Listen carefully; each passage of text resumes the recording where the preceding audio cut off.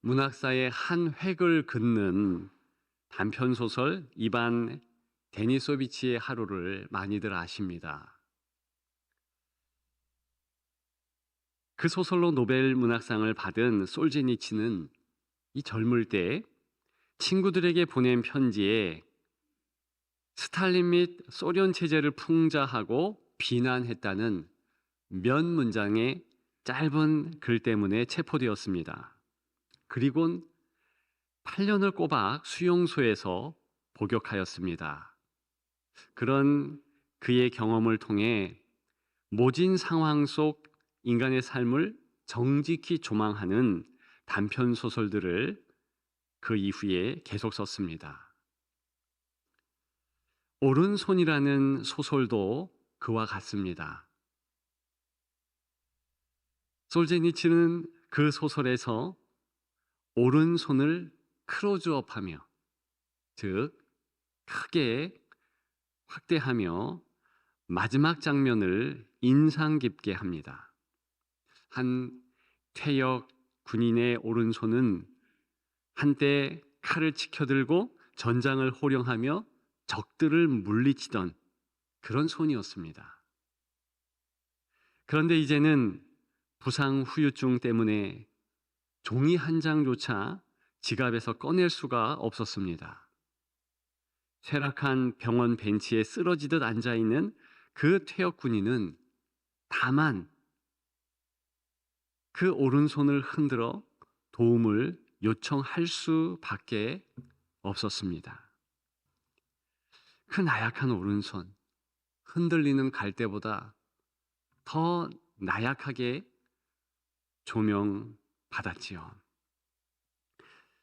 솔제니친이 인간의 오른손을 클로즈업 시키면서 한 시대의 체제의 몰락, 인간의 몰락을 부각시켰다면 오늘 본문을 통해서 사도 요한은 그리스도의 오른손을 클로즈업 시키며 모든 시대에 몰락할 수 없는 영원한 주권자인 그리스도의 구주 되심을 부각시키고 있습니다. 저는 이 시간에 오늘 본문을 통해서 예수 그리스도의 오른손을 살펴보았으면 좋겠습니다. 클로즈업 되며 그분이 어떤 부분 우리에게 보여주시기를 원하시며 우리 마음속에 선명한 그림으로 간직하기를 원하시는 것, 그것을 같이 나누기를 소망합니다. 어떤 부분을 오늘 본문은 클로즈업 시키고 있을까요? 첫째로 그 손의 근육과 완력입니다. 성경은 여러분들 아시다시피 오른손을 강조합니다. 저 같은 왼손잡이는 좀 기분 나쁠 수 있지만 성경 이해를 위한 어떤 문학적 기법임에는 틀림없습니다. 예수님은 오른편 뺨을 맞으면 왼편도 돌려대라고 말씀하셨습니다. 성경 문화학자들은요, 그 말씀을 문화적으로 해석해야 한다고 주장합니다. 즉, 오른뺨을 치는 것은 마주보고 있는 상대편의 왼손으로 치는 것을 의미한다는 것입니다. 그렇겠지요. 왼손으로 들어 오른뺨을 치는 것이 정석일 것입니다. 만일 오른손을 들어서 오른뺨을 치려고 하면 굉장히 거북하고 부담스럽습니다. 손등으로 쳐야 가능할 듯합니다. 아무튼 왼손으로 치든 오른손에 손등으로 치든 두 경우 다 사람을 사람으로 여기는 것이 아닙니다. 특히 왼손으로 친다? 그것은요, 동물로 여기는 것, 그런 상대의 마음을 그대로 폭로하는 내용이라는 것입니다. 그게 중동의 문화예요. 유대인들의 고대 사회의 문화요. 지금도 그런 문화를 간직합니다. 만일 남자 성인이 인사를 하는데 왼손을 뻗었다. 그것은 당신은 이제부터 나와는 절교요라는 표현입니다. 절대로 쓰지 말아야 할 손이 왼손이라는 것이지요. 더 나아가서 오른손은 그 손을 내밀고 그 손을 쓰는 그 사람의 능력과 지배력을 상징합니다. 그래서 주님의 오른손은 특별히 완전한 능력과 완전한 지배력을 성경에서는 말하고 있는 것입니다. 19절이죠. 7별이 있다고 했습니다. 이 7별은 본문이 해석하는 것과 마찬가지로 교회의 사자들, 즉 말씀 전하는 저와 같은 메신저들을 의미하며 또 한편으로는 예수 그리스도를 구주로 고백하며 그분을 위하여서 내 목숨까지도 초계와 같이 버리겠습니다 라고 각오한 모든 성도들을 망라해서 이야기하는 것입니다. 따라서 오늘 본문을 통해서 중요한 점은 무엇이겠습니까? 7별을 붙드시는 예수님의 모습, 저와 여러분들을 붙잡아 주시는 예수님의 7별을 움켜쥐는 오른손의 완력입니다. 저는 오늘 말씀을 준비하면서 동양화도 우리는 알고 서양화도 우리가 잘 알지만 또 한 가지 영원화도 알아야 된다 말씀드리고 싶었습니다. 성경의 그림이지요. 영적 눈으로 볼 수 있으며 마음을 활짝 열어서 봐야지만 보여지는 그림. 영원이라는 시간 속에서 변함없이 우리 마음에 그 정중앙에 걸려 있어야만 될 그런 그림 말입니다. 오늘 본문에 예수님에 대한 아름다운 모습이 그 한 가지이죠. 특별히 오늘 본문은 절대로 잊지 말아야 할 예수 그리스도의 오른손에 대하여 말씀하고 있습니다. 폭풍 치는 풍랑 가운데 빠져가는 베드로의 손을 주님의 오른손이 붙잡았습니다. 베드로가 무겁다고, 풍랑이 거세다고 베드로의 손을 주님의 손이 놓쳤을까요? 절대 그렇지 않았습니다. 더 힘껏 당겼죠. 저와 여러분들의 영안으로 주님 그 손에 그 힘, 근육, 영적 권세의 그 아름다운 능력을 주목해야 할 것입니다. 두 번째로 못자국과 굳은 살이 클로 주업됩니다. 18절에 보면 우리 주님께서 내가 전에 죽었었다라고 말씀하십니다. 십자가의 죽음이었지요. 못자국이 선명한 그런 죽음이었습니다. 이 요한계시록에만 보더라도 죽임당한 어린 양이라는 표현이 28번이나 나오고 있습니다. 죽임당한 어린 양. 어린 양인데 어떻게 죽임당한 것을 알 수 있겠습니까? 흔적이 있다는 거예요. 실제로 우리 예수 그리스도께서 부활하신 이후에 제자들에게 나타나셔서 손과 발과 옆구리를 보여주십니다. 내니 보라, 상처가 있다. 너희들 알지 않느냐? 손에 못자국, 발에 못자국, 옆구리에 창자국 확인하라. 너무나 감사하게도 영광스러운 주님은 상처를 그대로 간직하십니다.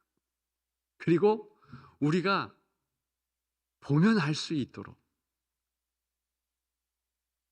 그 모든 상흔을 마치 훈장과 같이 우리에게 꺼내 놓으셔서 볼 수 있도록 하십니다.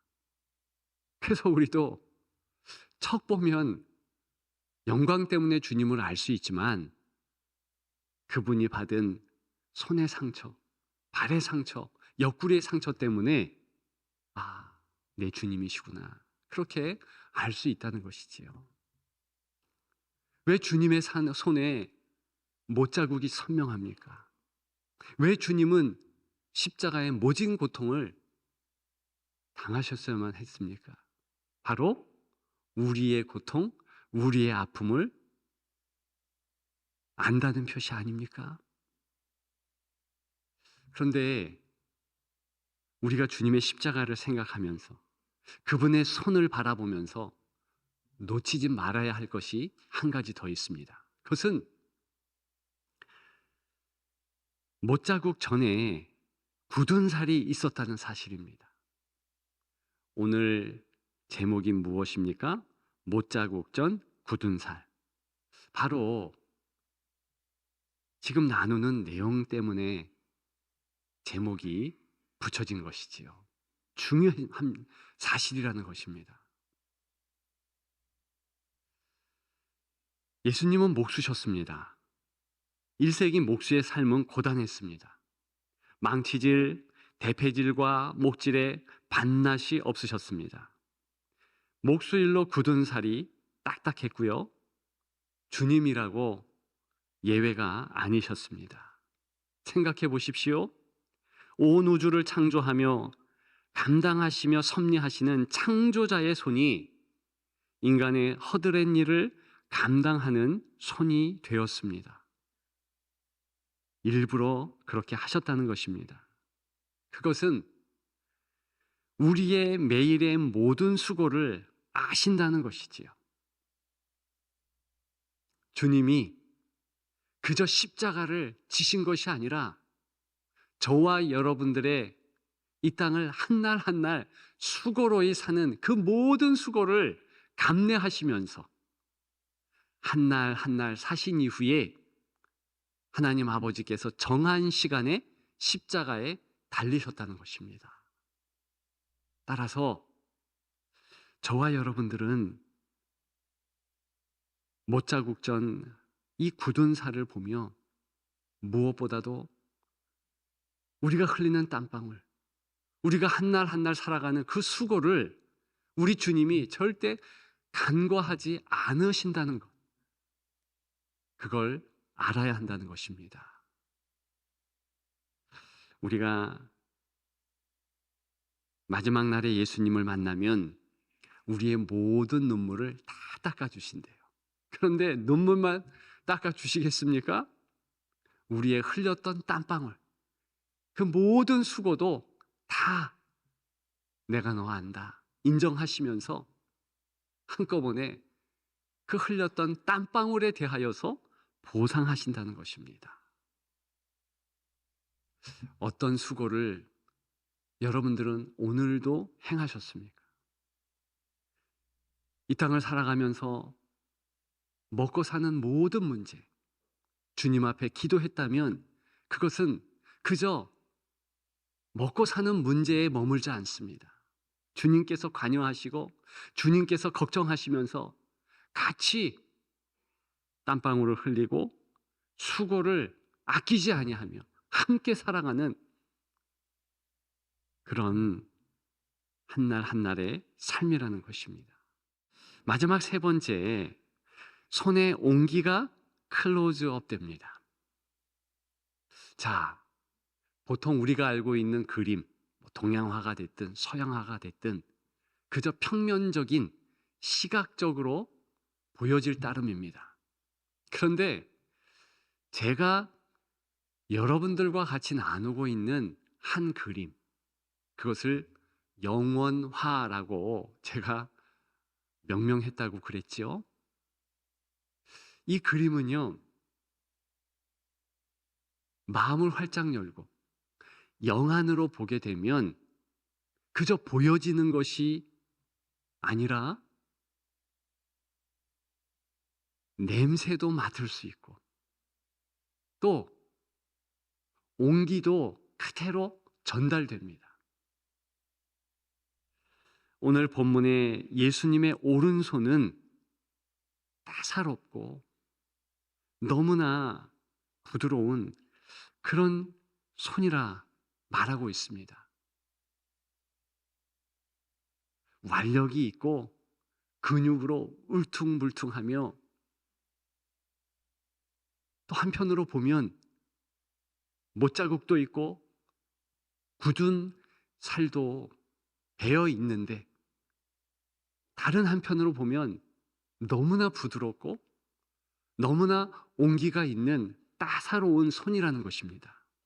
그것을 한꺼번에 가르쳐주는 본문입니다. 17절에 보니까 주님은 그 오른손을 얹으셨다 그랬습니다. 엎드러져 죽은 것처럼 된 요한에게 그렇게 하셨다, 이런 상황을 알 수 있습니다. 요한은요, 예수님을 보고 너무 놀란 것이지요. 그래서 17절에 보니까 발 앞에 엎드려져 죽은 자 같이 되었다 그랬습니다. 주님을 보고 놀래서 엎드러진 거, 얼마나 아름다운 모습입니까? 그런데 이 모습에서 더 나아가서 사람은요, 꼭 주님만 보아서 이렇게 죽은 것처럼 되는 것이 아니라 많은 놀랄 상황에서 죽은 것처럼 된다. 자신의 건강의 문제 때문에 놀라서요, 엎드러지게 되고요, 낙심하게 되고요, 좌절하게 됩니다. 내 남편의 모습, 아내의 모습, 자녀의 모습을 보면서 또 그렇게 됩니다. 세상의 형편을 보면서도 죽은 것처럼 될 때가 있지요. 그래서 저는 오늘 본문을 보면서 이것이 인생의 대표 모습 아니냐. 어떤 것에 소스라치게 놀라 죽은 것처럼 되어버리는 이 나약한 모습. 그런데 중요한 것은 그 모습을 주께서 그냥 내버려 두지 않는다는 것입니다. 오늘 본문처럼 꼭 예수님께 놀라고 예수님께 가까이 왔기 때문에 다가가는 것이 아니라 모든 상황 가운데서 죽은 자처럼 널브러진 성도에게, 하나님의 자녀에게 다가오신다는 거예요. 근데 오늘 본문은 특별히 이 다가오시면서 손을 얹는 모습에 강조점이 있습니다. 보통 헬라어에 손을 얹는다, 일반적인 단어가 있습니다. 최고로 많이 쓰는 단어가 있어요. 그런데 그 단어를 쓰지 않고 오늘 본문은 티세미라는 헬라어 단어를 쓰는데요. 이 단어는요, 특히 무언가를 저 아래에 놓을 때, 평평한 곳에 내려놓을 때 쓰는 그런 특별 용도가 있는 단어라는 것입니다. 즉, 오늘 본문은 예수 그리스도께서 그분의 오른손을 뻗어서 이제 죽은 듯 널브러져 있는 사도 요한에게 손을 대시는데 무엇보다도 당신의 몸을 던졌다는 거예요. 숙였다는 것입니다. 그 숙여진, 구부러진 그분의 몸을 생각해 보십시오. 영광을 받은 몸. 그런데 그분이 한 소자를 위하여서 무릎을 꿇으시고 손을 내미시면서 따스하게 붙잡는 그 모습, 본문에 담겨 있는 주님의 모습입니다. 그리고요, 더 중요한 것은 이 손을 영원히 거두지 않으신다는 것입니다. 그러니 영원화라는 것이 의미가 있지 않습니까? 말씀드린 모든 그런 그림들을 다 담고 있는 거예요. 죽은 나사로의 냉기를 온기로 바꾸셨던 손입니다. 죽은 나사로야 나오라 하시면서 손을 펴셨던 그 손이에요.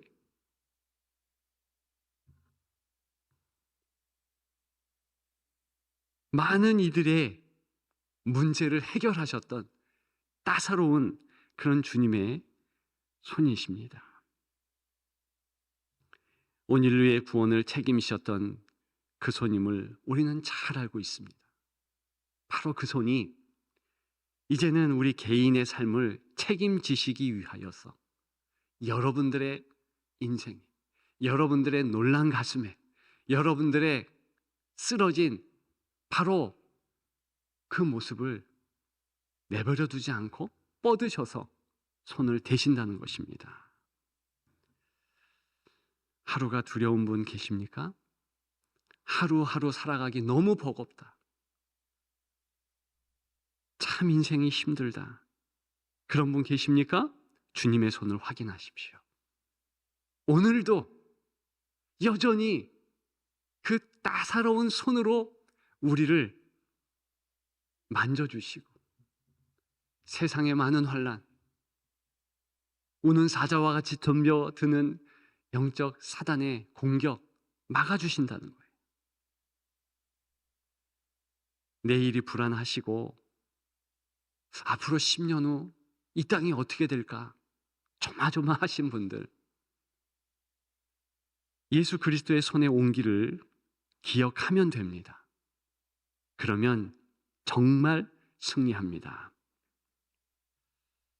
이제 말씀을 마치려고 합니다.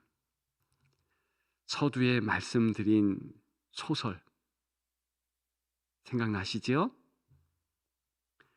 이 소설은 오른손과 더불어 또한 한 장의 증명서를 마지막으로 클로즈업 시킵니다. 크게 확대하는 것이죠. 오른손을 흔들어 도움을 요청하는 퇴역 군인이 그렇게 주목받게 하고 싶은 증명서였습니다. 이런 내용이 담겨 있습니다. 1921년에 세계혁명의 특별 임무를 띈 영예로운 부대에 실제로 근무한 사실이 있다. 수많은 반동분자를 자기 손으로 처단한 그 공로를 지하하여 이 증명서를 수여하는 바이다. 자, 누가 이 증명서를 써줬고요? 누가 보증하고 있는 것입니까? 공산 당국이고 스탈린쯤 될 것입니다. 그 소설에는요, 그냥 검열 때문에 땡땡땡 이렇게 세자로 공란으로 비워두는데 분명히 스탈린이죠. 그러나 이 증명서는요, 한낱 종이 조각에 불과했습니다. 병원의 여직원조차도 거들떠 보지 않은 그런 증명서였습니다. 그렇게 소설은 아무 쓰잘데기 없는 그 증명서를 조명하는 듯 끝나버립니다. 그리스도의 증명서는 그와 같지 않습니다. 우리가 보고 있는 계시록, 특별히 19장 13절에 보면 그분의 옷은 피 뿌린 옷이다 그랬습니다. 그런데 그 이름을 하나님의 말씀 이렇게 연결하는데, 다시 얘기해서 하나님께서 증명하고 보증하는 그런 뜻이지요. 어떻습니까? 그분이 우리를 붙잡습니다. 그분의 의의 오른손이 우리의 삶을 인도하십니다. 역사하십니다. 떠나지 않습니다. 기억하십시오. 이 대림절기에 그 주님의 손을 다시 한번 마음에 각인시키는 여러분들 되시기를 주님의 이름으로 축복합니다.